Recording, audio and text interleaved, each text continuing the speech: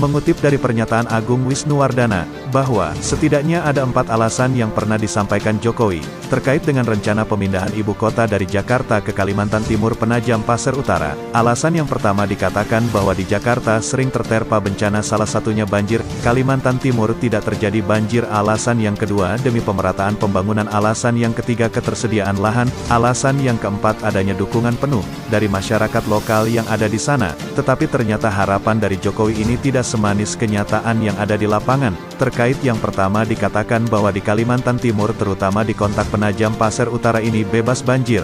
Memang di lokasi ibu kotanya bebas banjir, karena perbukitan, tetapi persoalannya adalah area pedesaan yang ada di bawahnya area lingkar ibu kota ini sering terjadi banjir. Kenapa begitu? Karena wilayah tersebut dulunya bekas konsesi hutan alam, saat ini masih ada konsesi terkait dengan hutan tanaman industri. Artinya, pernah ada bukankah ada dalam skala luas. Kemudian ada kurang lebih 144 izin usaha pertambangan, yang membuka lahan di wilayah tersebut. Artinya, wilayah ini sudah dibuka lahannya. Artinya apalagi catchment area resapan air ini kemampuannya juga berkurang tentunya, dan otomatis terjadi banjir di wilayah pedesaan yang ada di bawahnya. Itu belum ada pembangunan ibu kota baru. Artinya kalau ada pembangunan ibu kota baru tentunya akan semakin meningkat, dan ini beresiko juga terkait dengan sumber airnya. Sumber airnya ternyata terbatas di wilayah tersebut.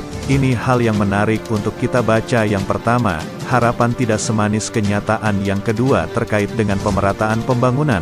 Menurut penelitian yang dilakukan oleh INDEV, pemindahan ibu kota dari Jakarta ke Penajam Pasir Utara ini diperkirakan akan pengaruh pada perekonomian nasional sebesar 0,02% dalam jangka pendek, dan jangka panjang yang hanya 0% saja. Kemudian untuk wilayah Kalimantan, pertumbuhan ekonomi Pulau Kalimantan dalam jangka pendek akan meningkat 3,61% dan dalam jangka panjang 2,85%, kecil sekali. Kemudian untuk konteks Kalimantan Timur, akan meningkatkan pertumbuhan ekonomi 6,83%, dan jangka pendeknya hanya 4,58%. Artinya, pemindahan ibu kota ini yang berpengaruh sangat sedikit sekali dalam pemerataan pembangunan.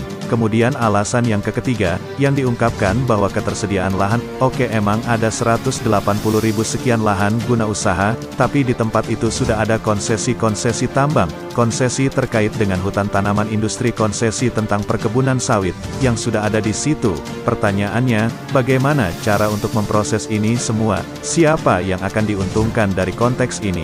Apakah rakyat atau pemilik konsesi ini? Pertanyaan menggelitik. Harapan tidak semanis kenyataan. Kemudian yang keempat disampaikan dukungan penuh dari masyarakat lokal. Apakah benar itu? Ternyata banyak pekebun yang sangat khawatir, tidak tahu bahkan ada rencana pembangunan ibu kota. Kemudian rekan-rekan nelayan yang ada di Teluk Balikpapan misalnya, apakah tidak khawatir terhadap hal itu? Terus kemudian bagaimana petani-petani yang ada di sekitar situ? Masyarakat lokal yang telah hidup lama sebelum negara ini ada misalnya, bagaimana kemudian kondisi mereka? Harapan tidak semanis kenyataan. Oleh karena itu Saudara Jokowi dan legislatif yang telah menyepakati Undang-Undang IKN tadi siang, ingatlah apa yang kau lakukan ini bisa resiko pada lingkungan, pada sosial dan ekonomi masyarakat sekitar sana, yang tentu tidak semanis harapan yang kau inginkan.